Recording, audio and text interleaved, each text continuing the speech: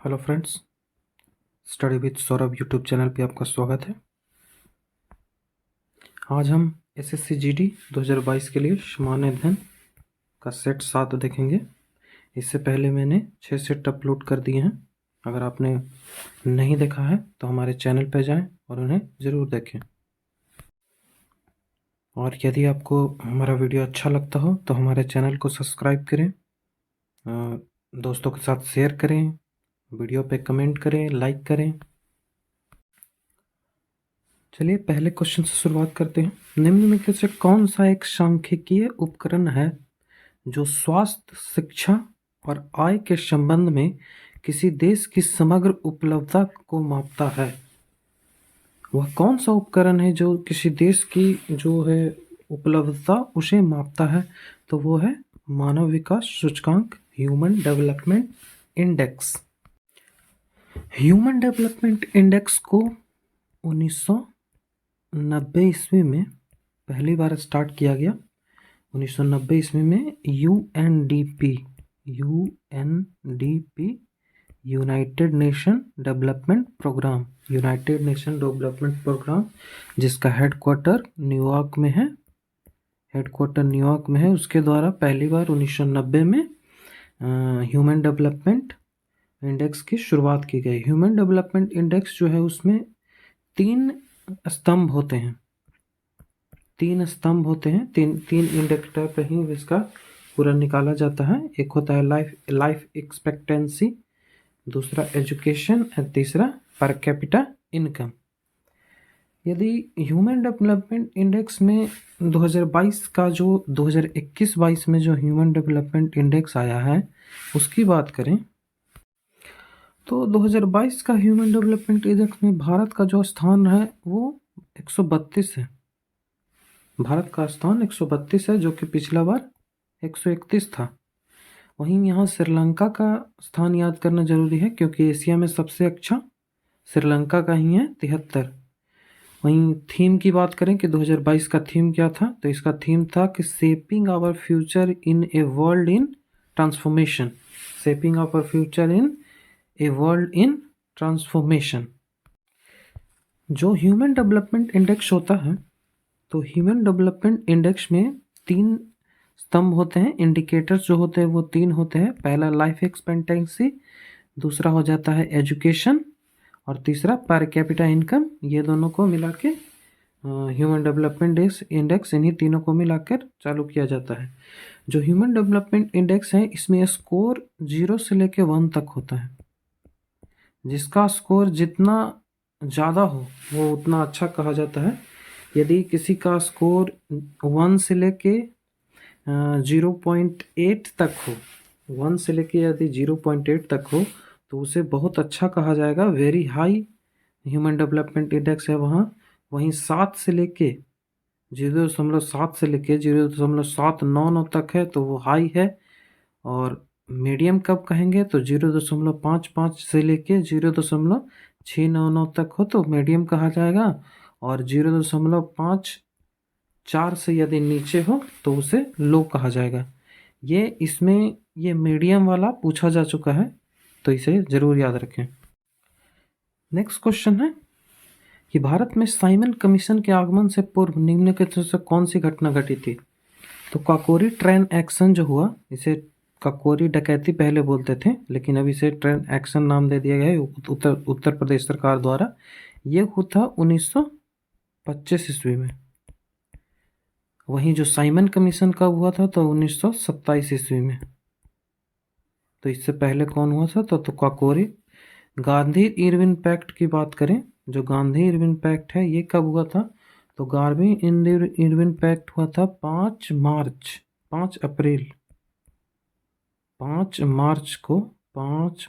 1931 को। Gandhi Irwin pact हुआ था 5 मार्च 1931 को। जो प्रथम गोलमेज सम्मेलन हुआ था वो 1930-31 में हुआ। वहीं सेकंड गोलमेज सम्मेलन की बात करें तो सेकंड गोलमेज सम्मेलन 1931 में हुआ और थर्ड गोलमेज सम्मेलन 1932 में हुआ। 3 गोलमेज सम्मेलन हुए। इसी सम्मेलनों के बाद जो इन्हीं 3 सम्मेलन के बाद जो साइमन कमीशन की रिपोर्ट आई थी, इसकी चर्चा इन्हीं 3 सम्मेलनों में की गई थी। जो 3 सम्मेलन है, जिसमें से 1931 का जो सेकेंड गोलमेज सम्मेलन हुआ, इसमें गांधी जी ने भाग लिया था कांग्रेस की ओर से। वहीं 2 व्यक्ति ऐसे हैं जिन्होंने तीनों गोलमेज सम्मेलन में भाग लिया है। उनमें पहला तो है तेज बहादुर सप्रू और दूसरा है अंबेडकर।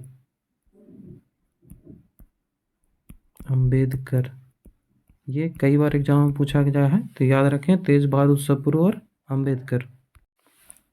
और भारत छोड़ो आंदोलन कब हुआ? तो भारत छोड़ो आंदोलन 1942 में हुआ। भारत छोड़ो आंदोलन। काकोरी ट्रेन एक्शन के बारे में कुछ जानना जरूरी है बातें। तो काकोरी ट्रेन एक्शन जो हुआ था वो 9 अगस्त 1925 को हुआ था। 9 अगस्त 1925 को सहारनपुर से जो लखनऊ जाने वाली ट्रेन थी, जिसका नाम 8 डाउन ट्रेन था, 8 डाउन ट्रेन, इसे लूट लिया गया था। लगभग इससे 4000 रुपये लूटे गए थे। ठीक है, 4000 रुपये लूटे गए थे। इस जो काकोरी षड्यंत्र हुआ, जो काकोरी ट्रेन एक्शन हुआ, इसमें 17 लोगों को लंबी सजा मिली, वहीं 4 लोगों को उम्र कैद मिली, और राम प्रसाद बिस्मिल को, रोशन सिंह को, अशफाकुल्ला खां को और राजेंद्र लोहड़ी को फांसी की सजा मिली। 4 व्यक्ति को फांसी की सजा भी मिली और 4 को उम्र कैद भी मिली। तो अब ये सवाल हमेशा पूछता है कि राम प्रसाद बिस्मिल को फांसी की सजा कहाँ मिली? तो राम प्रसाद बिस्मिल को मिली गोरखपुर में।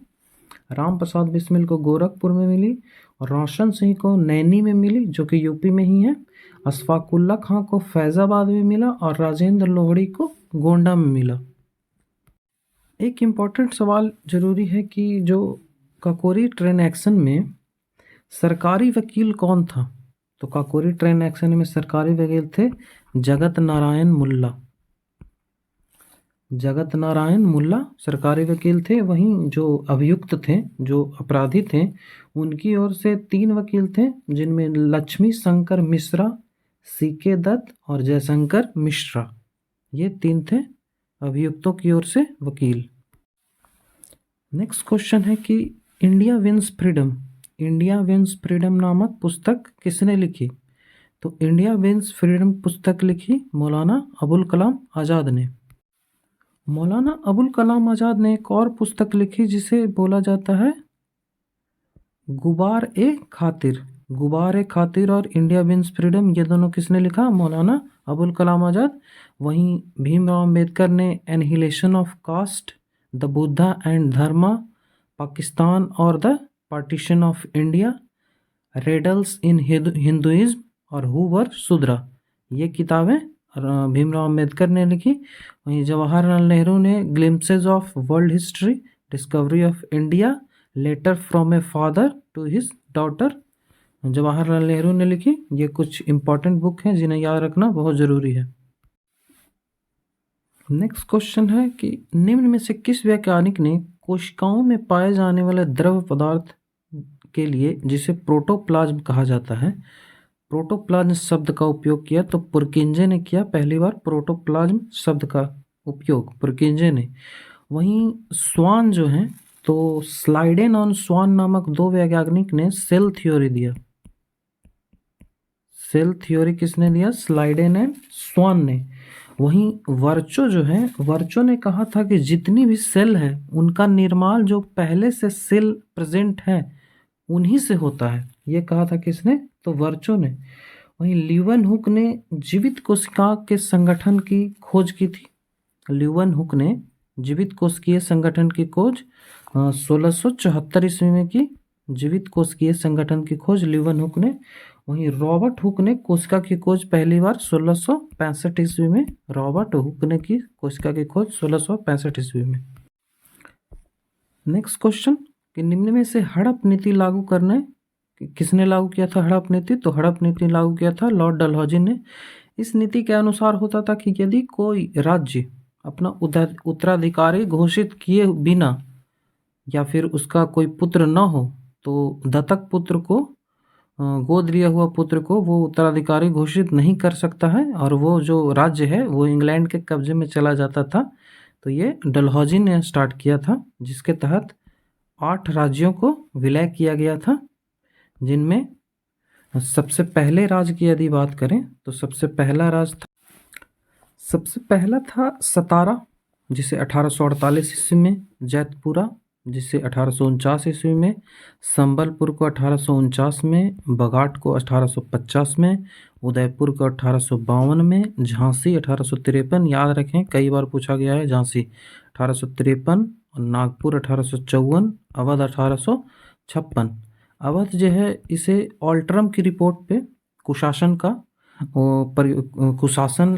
प्रयोग के अनुसार कुशासन का आरोप लगाकर अवध को ऑल्ट्रम की रिपोर्ट पे कब्जा किया गया था अवध को। इसी के कारण अवध जो था 1857 की क्रांति में पूरी जोर तोर से अंग्रेज के खिलाफ लड़ा था। इसे याद करने के लिए आप इसे याद रखते हैं SJSBUJN SJSBUJNA, सजस बुझना से आप याद रख सकते हैं। इसे ऐसे याद करने में आसानी होती है। नेक्स्ट क्वेश्चन है कि किसी ठोस वस्तु से टकराने पर घंटी जैसी ध्वनि उत्पन्न करने के कारण धातुओं के जो इस गुण होता है इसको क्या बोलते हैं? तो इसको बोलते हैं ध्वनियात्मकता बोलते हैं इसे, ध्वनियात्मकता। जिससे साउंड निकलता है धातु से, ये ध्वनियात्मकता। वहीं तन्मयता की बात करें तो इससे मेटल को जो है वो कई लंबे तार के रूप में बनाया जा सकता है। मेटल को आघातवर्धनीयता हो गया और अपारदर्शी हो गया। तो ये मेटल के गुण है। डक्टिबिलिटी हो गया, मेलिएबिलिटी हो गया, उसका लक्ष्य होता है, मतलब उसमें धातुई चमक होती है, वो गुड कंडक्टर ऑफ इलेक्ट्रिसिटी होता है। वहीं वो एक्वस सॉल्यूशन में कैटायन देता है। ये कुछ बातें हैं जो मेटल के बारे में याद रखें। नेक्स्ट क्वेश्चन है कि खाली स्थान का उद्देश्य देश में पंचायती राज संस्थाओं को बढ़ावा देना है। तो 73वें संविधान संशोधन जो कि 1992 ईस्वी में हुआ, इससे पंचायती राज संस्थाओं को कॉन्स्टिट्यूशनल स्टेटस दिया गया, संवैधानिक बनाया गया पंचायती राज को। पंचायती राज जो है वो केंद्र राज्य के नीति निर्देशक तत्व के आर्टिकल 40 में चर्चा की गई है पंचायती राज के बारे में। पंचायती राज है जिसे इसमें 29 विषय को रखा गया है। पंचायती राज है, इसमें 29 विषय को रखा गया है। बलवंत राय मेहता समिति जो कि 1957 में गठित की गई थी, इन्होंने 1958 में रिपोर्ट दिया। तो बलवंत राय मेहता समिति के ही रिपोर्ट पे पहली बार नगौरा राजस्थान में पंचायती राज की व्यवस्था की गई थी। आगे चलकर समय समय पे कई सारी समितियां बनी, जिनमें अशोक मेहता समिति जो कि 1977 में बनी थी जनता पार्टी सरकार द्वारा, अशोक मेहता समिति। वहीं गॉडगिल समिति जो कि गॉडगिल समिति बनाई गई थी। वहीं GV रॉय समिति 1985 में राजीव गांधी के द्वारा बनाया गया था। एमएल सिंधवी समिति जो कि 1986 में बनाया गया था। जो एमएल सिंधवी समिति थी वो त्रिस्तरीय पंचायत की रिकमेंडेशन किया था। और सबसे ज़रूरी है कि एमएल सिंधवी जो समिति थी, एमएल सिंधवी समिति ने ही पहली बार रिकमेंड किया था कि पंचायती राज को संवैधानिक दर्जा मिलना चाहिए। ठीक है। इसके बाद पीके थुंगन समिति है जो कि 1989 में बनी। इसने भी पीके थुंगन समिति ने भी पंचायती राज को संवैधानिक दर्जा देने की बात कही गई। वहीं उसके बाद आगे जाके 73वां संविधान हुआ जो उस समय PV नरसिम्हा राव के कार्यकाल में, और जाकर पंचायती राज व्यवस्था लागू की गई। पंचायती राज दिवस 24 अप्रैल को मनाया जाता है। 24 अप्रैल को पंचायती राज दिवस मनाया जाता है क्योंकि 24 अप्रैल को ही राष्ट्रपति के हस्ताक्षर के बाद पंचायती राज को लागू किया गया। वहीं 74वें संविधान संशोधन में नगर निगम की व्यवस्था की गई, जिसमें कि 18 विषय हैं। ये याद रखें, 18 विषय हैं। जो 73वें संविधान संशोधन है उसको तो 11वीं अनुसूची में रखा गया। 11वीं अनुसूची में, वहीं जो 74वां संविधान संशोधन है उसे 12वीं अनुसूची में रखा गया। नेक्स्ट क्वेश्चन, देवप्रयाग में भागीरथी से कौन सी नदी मिलती है? तो देवप्रयाग में भागीरथी से अलकनंदा नदी मिलती है। कोई भी प्रयाग पूछे, चाहे तो पूछ ले आपसे देवप्रयाग, रुद्रप्रयाग, कर्णप्रयाग, नंदप्रयाग, विष्णुप्रयाग, हर प्रयाग में आपको अलकनंदा नदी मिलेगी ही। ठीक है, तो सबसे आसान यहाँ हो गया था कि भागीरथी किसके साथ मिलती है? तो अलकनंदा के साथ। अभी हम मैप में देख लेते हैं कि जो पहले जो गंगा निकलती है बद्रीनाथ से, वो 2 पार्ट में निकलती है, ऐसे रहती है। इसको बोलते हैं धौली गंगा। सतोपथ ग्लेशियर है, सतोपथ ग्लेशियर, वहाँ से निकलती है धौली गंगा। तो धौली गंगा जब आके यहाँ मिलती है विष्णुप्रयाग में, तो विष्णुप्रयाग में धौली गंगा जब आके, धौली गंगा जब विष्णु गंगा से मिली, ये इधर से विष्णु गंगा आई, इधर से धौली गंगा आई, तो यहाँ पे जाके जब मिली तो इसे विष्णु प्रयाग बोला गया, जब विष्णु गंगा से मिली। और आगे चल के ये नदी अलकनंदा कहलाई। और यही नदी जब अलकनंदा नदी आके नंदाकिनी नदी से मिली, अलकनंदा नदी जब नंदाकिनी नदी से मिली, तो यहाँ पे जाके अलकनंदा और नंदाकिनी नदी को नंद प्रयाग कहा गया। अलकनंदा और नंदाकिनी नदी को क्या कहा गया? तो नंद प्रयाग। आगे चलकर यहीं पिंडारी नदी जाकर जब मिलती है तो उसे कर्ण प्रयाग कहते हैं। जब पिंडारी नदी आके मिलती है तो उसे कर्ण प्रयाग कहते हैं। वहीं आगे जब अलकनंदा में जब आगे जाके मंदाकिनी नदी मिलती है, जो कि यहाँ से आती है, जब आगे चल के अलकनंदा में मंदाकिनी नदी मिली तो उसे रुद्रप्रयाग कहा गया। मंदाकिनी नदी मिलने के बाद रुद्रप्रयाग। वहीं आगे बढ़ने के बाद जब भागीरथी नदी आके मिली तो उसे कहा गया देवप्रयाग। और यहाँ के बाद जो आगे नदी गई उसे ही गंगा कहा गया। तो अब आपको क्लियर हो गया होगा कि कैसे कौन सी नदियाँ हैं। नेक्स्ट क्वेश्चन है कि कंधार के द्विभाषिक जो शैललेख है, अशोक के जो शिलालेख है जिसमें 2 भाषाएं लिखी गई है, 2 भाषाओं में शिलालेख लिखा गया है, वो किन किन भाषाओं में है? तो पहला तो है ग्रीक, जिसे यूनानी भी बोलते हैं, और दूसरा है अरमाइक। अशोक के जो शिलालेख मिले हैं, वो जो अशोक के अभिलेख मिले हैं, वो 3 प्रकार के हैं। अशोक के जो अभिलेख हैं वो 3 प्रकार के मिले हैं। पहला यदि बात करें तो अशोक के जो अभिलेख हैं, अशोक के अभिलेख 3 प्रकार से मिले हैं। एक तो हो गया शिलालेख,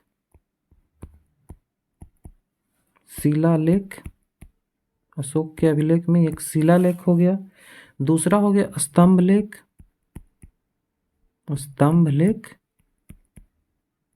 और तीसरा हो गया गुफाओं में जो उत्कीर्ण है, गुफाओं। राइटिंग बहुत खराब बैठ रहा है पेन के कारण। तो शिलालेख जो हो गया वो शिलालेख हो गया, स्तंभलेख हो गया, गुफालेख हो गया। शिलालेख में 2 पार्ट होता है, एक बृहद शिलालेख, एक लघु शिलालेख। वहीं स्तंभलेख में होता है दीर्घ स्तंभलेख और लघु स्तंभलेख।